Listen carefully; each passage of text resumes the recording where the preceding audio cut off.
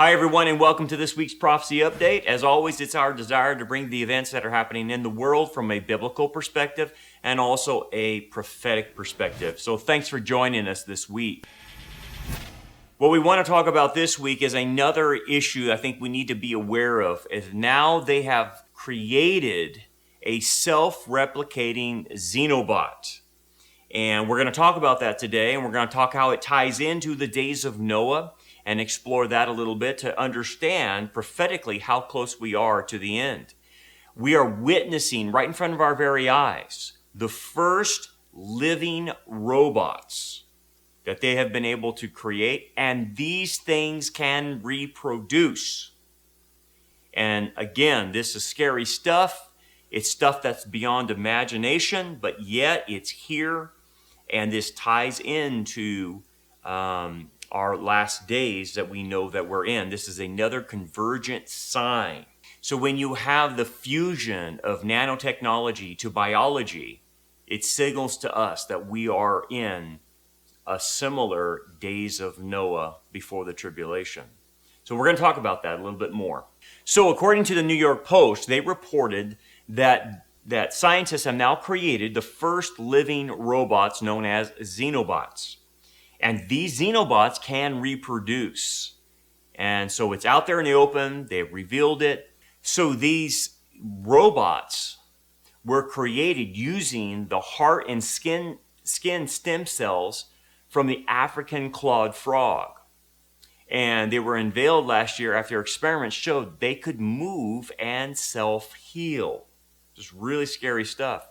Now, scientists at Tufts University, the University of Vermont, Harvard, who made these Xenobots, they now say that these tiny blobs can also self-replicate.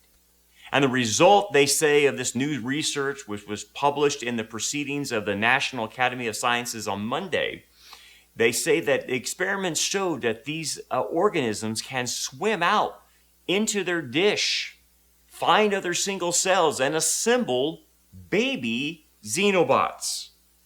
Again, this is scary.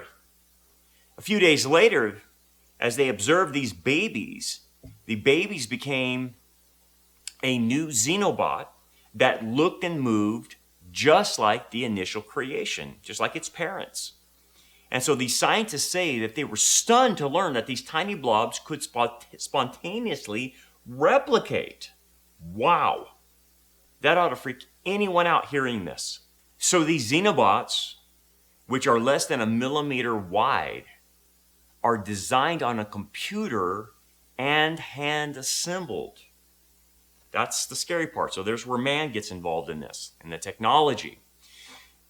So Douglas Blackenston, who worked on the study, said people have thought for quite a long time that we've worked out all the ways that life can reproduce or replicate. But, he says, this is something that's never been observed before. He's right. This is scary. Michael Levin, a co-leader of the research, says this is profound. These cells have the genome of a frog, but are freed from becoming tadpoles. They use their collective intelligence and plasticity to do something astounding. So these organisms swim out into their dish, find other single cells, and assemble baby Xenobots. The team said this new research could be beneficial for the advancements in regenerative medicine. Levine said, if we knew how to tell collections of cells to do what we wanted them to do, ultimately that's regenerative medicine. That's the solution to traumatic injury, birth defects, cancer, and aging. And he goes on to say all of these different problems are here because we don't know how to predict and control what group of cells are going to build. Xenobots, they say, are the new platform for teaching us. Now here's the thing. They have no control over them. They say we want to get control of it, and yeah, it could help us in regenerative medicine, but they don't have control of them. That's the problem. They don't. And so this is very dangerous, what these people have done. I cannot believe we're seeing what we're seeing, but this is tampering with even frog DNA, now with technology, and the next step is to do this to humans, right? And so these things are reproducing themselves, but they're not fully an animal. They're not fully a frog. They're a frog combination hybrid with technology, guys. This is scary. Watch this video to show you more about these Xenobots. The scientists in the US who created the first living robots say the life forms, known as Xenobots, can now reproduce in ways that plants and animals cannot.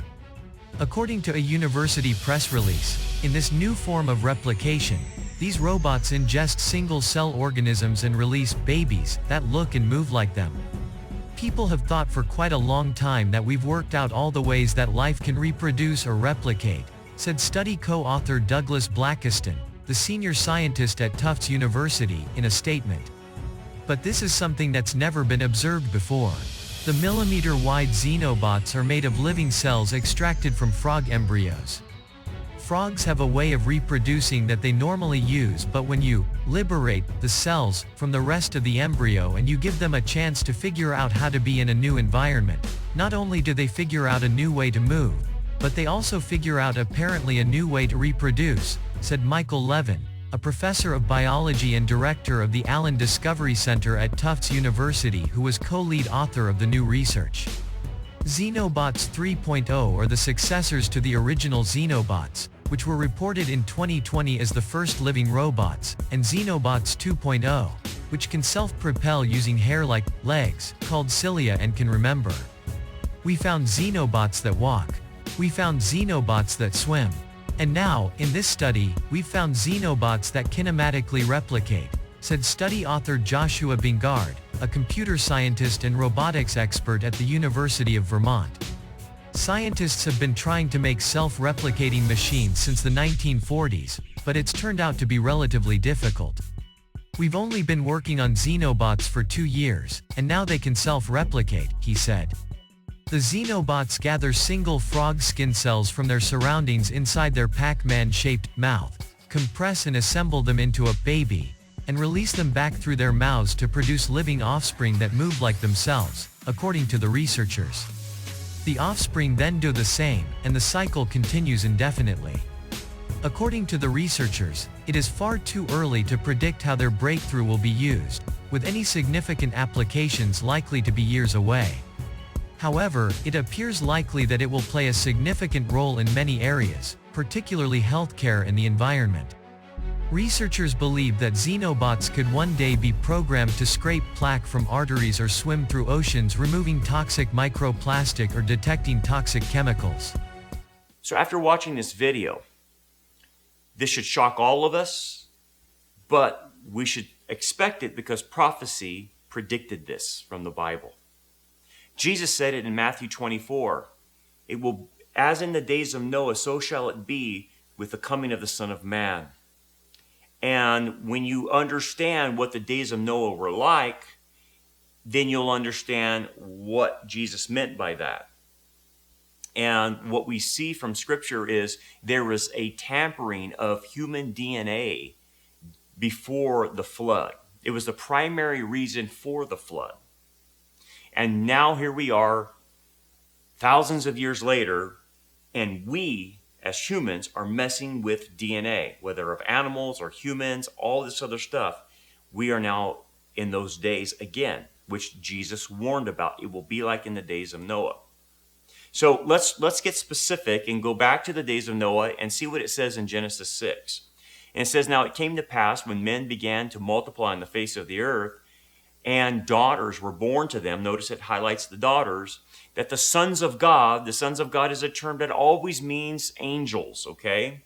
Always means angels. It doesn't, in the Old Testament, it doesn't refer to believers. It refers to direct creations of God, namely angels. But in this case, these are fallen angels. "And they saw that the daughters of men, that they were beautiful." So it's a one-way relationship, because all angels are male. There are no female angels, by the way. All angels are male. So they went to the daughters of men. It's a one-way street, saw that they were beautiful, and they took wives for themselves, all of whom they chose. And so they married these women. And And again, they were procreating with human women. They left their former estate. So we have two verifications from the New Testament with Jude and First Peter that talk about this, that testify what happened here to these angels who did this, because they were put in Tartarus, they were put in chains and bound till the great white throne judgment, basically, because they went after strange flesh. They left their estate, went after strange flesh, human women, and interbreeded with them and created hybrid offsprings. And so they had these weird offsprings with, all kinds of DNA problems, giants, and then obviously the myths around all the cultures of the world speak of they not only did this with humans, but they did this with different animals and stuff and created hybrids, and this is where we get the myths of these half human, half animal types of creatures in all ancient cultures, by the way. In all ancient cultures, they have these myths and legends, which are obviously a corruption of what happened before the flood. So it appears that this was happening not only with humans, but the fallen angels were doing this in animals. This explains why when Joshua went into the promised land, it happened again. Genesis 6 notes that it happened again, and it happened again in the promised land. So when Joshua goes in there, there are these giant clans, and God tells them and pronounces a harem on them, which means you are to annihilate every living thing in that clan, in that tribe. And so they were to kill women, children, and even the animals. And see, people don't understand. They think, well, God's being harsh, or this is genocide. No, it's not. The men, the women, the animals are not fully human. They are hybrids. The animals are hybrids. They're not fully animals. They're not fully human. And so God tells Joshua to wipe them all out.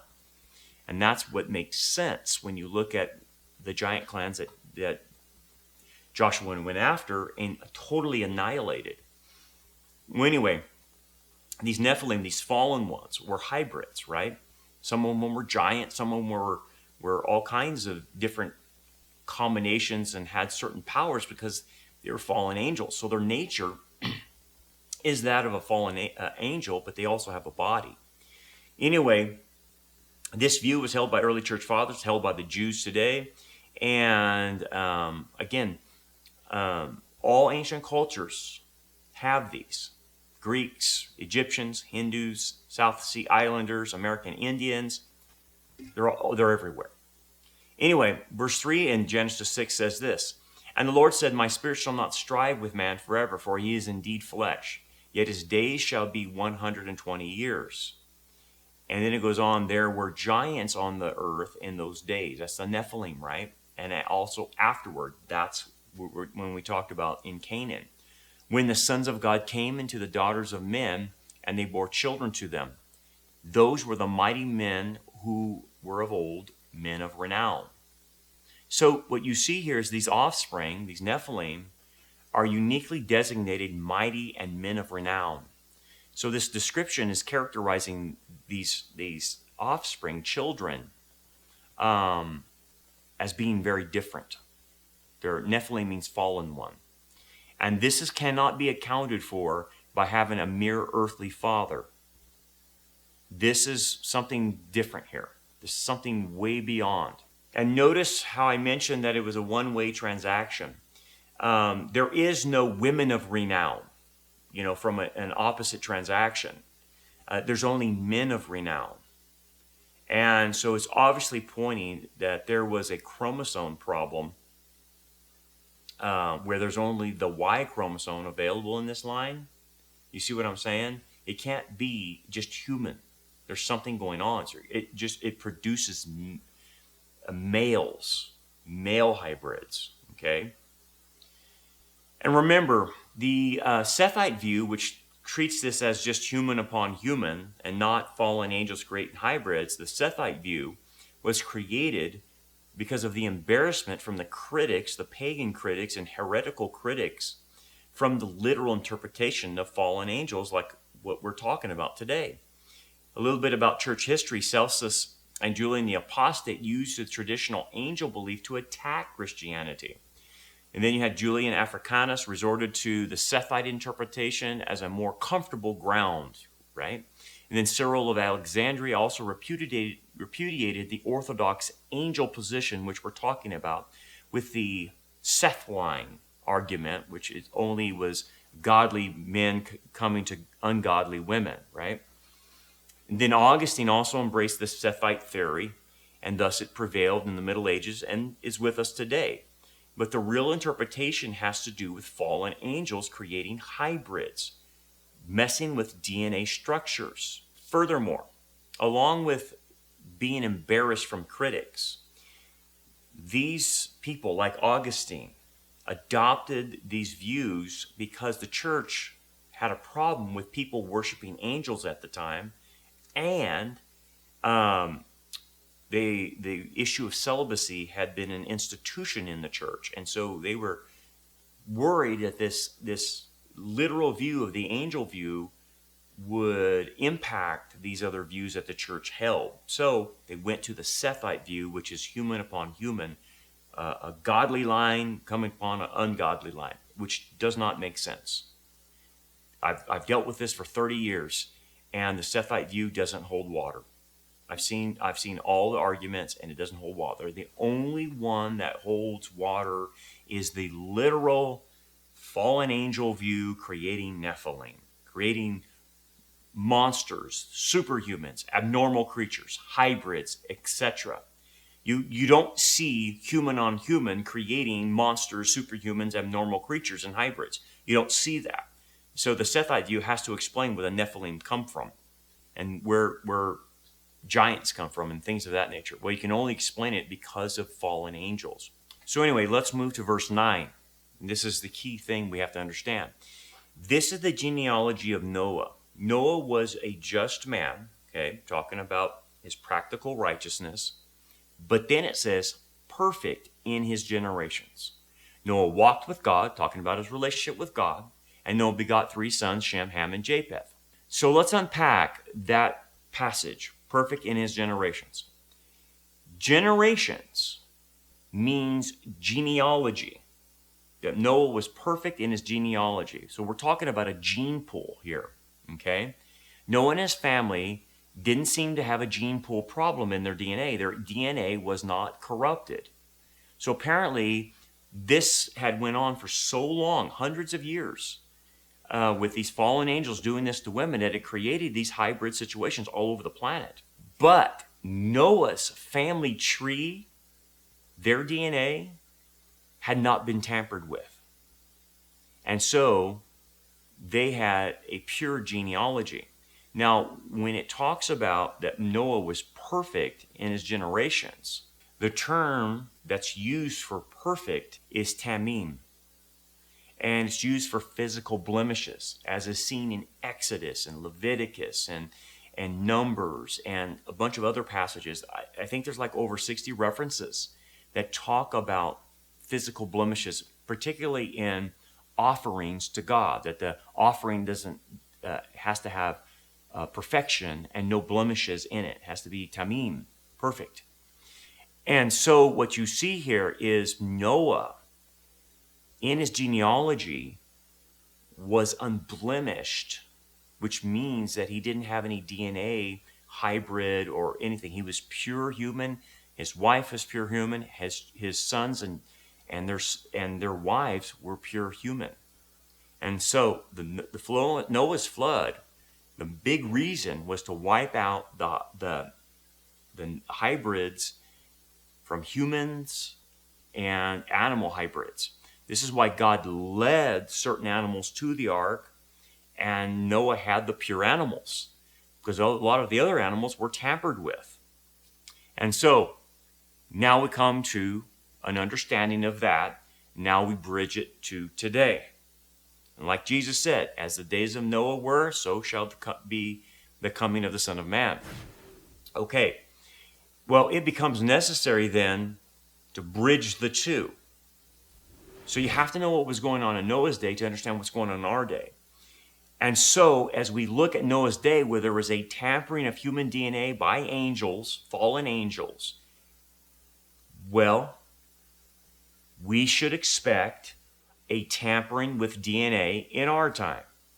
And are they doing this? Yes, they are. You have now seen them tamper with the DNA of a frog and combine it with AI, robots, and now these things can self-replicate. Now they can go on their own and find other cells of like nature. We hear about them creating chimeras, and we hear about them making designer babies. Now these things can self-replicate, and they can't control them, by the way. These Xenobots, they cannot control. They think they can control them, but they can't. And so you're seeing not only with the hybrids messing with human and animal DNA being combined, we're now seeing the merger of tech and biology coming together as well. Transhumanism, humans 2.0, and that's how close we are, folks. I want you to think about that. We are now seeing what was going on in Noah's day in our day. Be messing around with DNA, creating things that really are not supposed to exist. God didn't create them. We're now creating them. So back then it was the fallen angels, but now man's doing it. And man is doing it under the inspiration of demonic powers, obviously. But here we are. Folks, that's how close we are to the tribulation, how close we are to the rapture. So we're there, man. We are there. What do? Again, tell people about this. Tell people that what they're doing and relate it back to Genesis 6. It's a great evangelism tool. Use that to tell people and warn people about this. Anyway, remember what the Lord said. When you see these things begin to happen, like the days of Noah, where they were messing with DNA, look up, lift up your heads, for your redemption draws near. Couple things before we go. Make sure you're on our text alert system, and make sure you have a Rumble account, and that's where we're posting a lot of our things. A lot of the things we post cannot be posted on YouTube, but if you have a Rumble account, that'll help you. And again, we're still working on our website to get a platform up on our website that we can use and just focus everybody there to our website. But make sure you get on our text alert system, follow the link here, and you put your information there and your cell phone. That way we can text alert you when things change. We're going to notify you of anything. And then also be praying for us because of the spiritual attacks we get. And also consider supporting us financially. We're still a small church. We need all the help we can get. We're trying to build a building. We haven't had a building in 11 years. And we're on the path to building our own building in the future. And so if you can contribute to our ministry, that would be very helpful. If you can go on our website to Rock Harbor Church, go on the giving tab and just give online. It's really easy. Or you can send in a check or money order to Rock Harbor Church, P.O. Box 10868, Bakersfield, California, 93389. Well, anyway, God bless you, and take this message out, okay? We'll see you next time.